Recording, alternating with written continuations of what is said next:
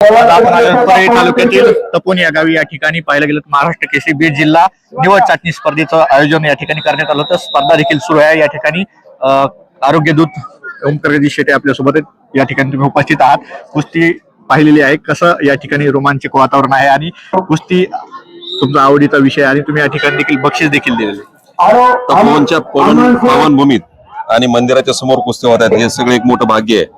अनेक कुस्तीपटूंना हा एक वेगळा आशीर्वाद आहे. कुस्त्या कुठं व्हाव्यात याचे कदाचित प्रारब्धामध्ये इथे असेल. या ठिकाणचा कुठला तरी खेळाडू तर जाणारच आहे. महाराष्ट्र केसरी बीडला यावं यासाठी तपोवनच्या भूमीमध्ये जी भूमी रामचंद्राच्या पावन पदस्पर्शाने त्या भूमीमध्ये माझी प्रामाणिक इच्छा आहे की तुमचा कुठला तरी कुस्तीपटू हा महाराष्ट्र केसरी आणल्याशिवाय राहणार नाही.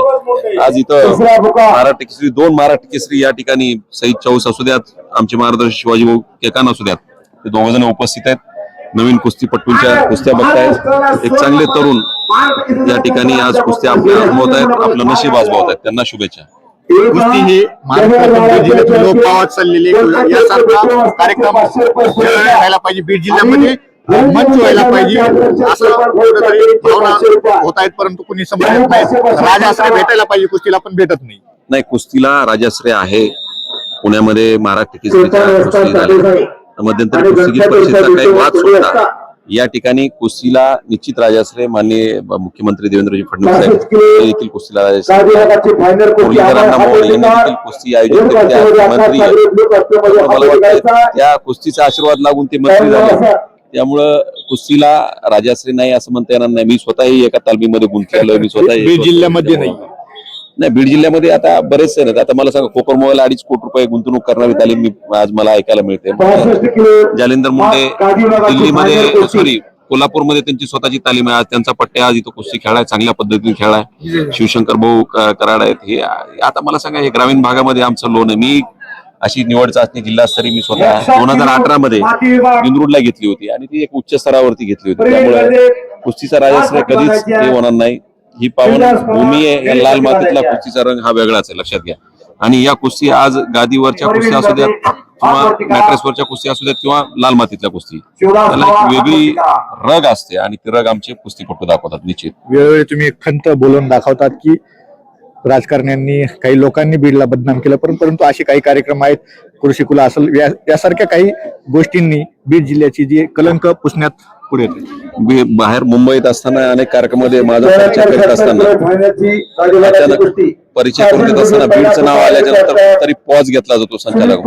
मी टाकेटोकपणे सांगत असतो मी बीडचा आहे, कारण मातीला एक वेगळा सुगंध आहे. स्वर्गीय मुंडे साहेब असू द्यात, मेटे साहेब असू द्यात, त्यांनी आपापल्या पद्धतीनं बीडचं नाव हे मुंबईपर्यंत दिल्लीपर्यंत नेलं. त्यामुळे काही अपवादाची सोडता सर्व लोक चांगलीच आहेत. कुस्तीसाठी योगदान असू द्यात, संस्कृती जपण्यासाठी योगदान असू द्यात, आम्ही सातत्याने करत असतो. मी अभिमानाने सांगत असतो मी बीडचा आहे म्हणून. मुंबईत असताना देखील मी सांगत असतो की नाही मी बीडचा आहे, मला अभिमान आहे बीडचा असल्यामुळे. तुम्ही आयुष्यमान भारतचे मिशनचे राज्याध्यक्ष आहात, काय आवाहन करणार आहेत? अनेक लोकांना कार्ड भेटलेलं नाही, आयुष्यमान कार्ड, त्यासाठी काय पूर्तता करावं लागेल? कार्ड भेटलं नाही, कार्ड प्रत्येकाला मोबाईल मध्ये डाउनलोड करता येते. राज्यातल्या 12.5 कोटी लोकांचा तो हक्क आहे.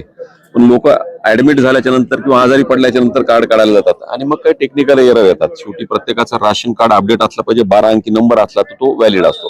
त्यामुळे पांढरं राशन कार्ड असू द्यात, केशरी असू द्यात किंवा पिवळे, तिन्ही राशन कार्ड व्हॅलिड आहेत. सुदैवाने आम्ही त्याला एक्सेप्शनल दिलंय. आता आम्ही तहसीलदारचा एखादा सर्टिफिकेट घेऊन करतोय, परंतु ही गोष्ट एक दिवस चालणार नाही. 35-40% लोकांनी कार्ड काढलेत, 60% लोकांनी राहिलेत. माझं आव्हान आहे आपल्या पत्रकारितेच्या माध्यमातून की सगळ्यांनी कार्ड काढावं आणि 5 लाखापर्यंतच्या उपचारासाठी व्हॅलिड व्हावं. तरुणांना काय आव्हान करणार? यासारख्या खेळाकडे जायला पाहिजे, व्यसनाचं प्रमाण कमी होईल.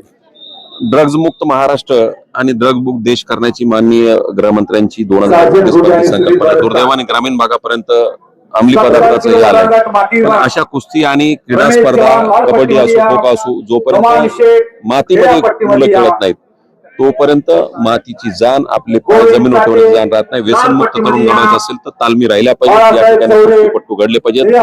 या कुस्तीपट्टूंना राजाश्रय किंवा कुठल्या अडचण लागली तर हात पाठीशी साहेब यांनी या ठिकाणी कुस्तीला भेट दिलेला आणि त्यांनी कुस्तीचा आनंद देखील केलेला आणि आयुष्यमान कार्ड मध्ये ज्या काही मार्गदर्शन केलं, यामध्ये काही नवीन अपडेट्स मिळतील, काही महत्वाचं ठरणार. एकनाथ सह मी अशोक गलने, माऊली बीड.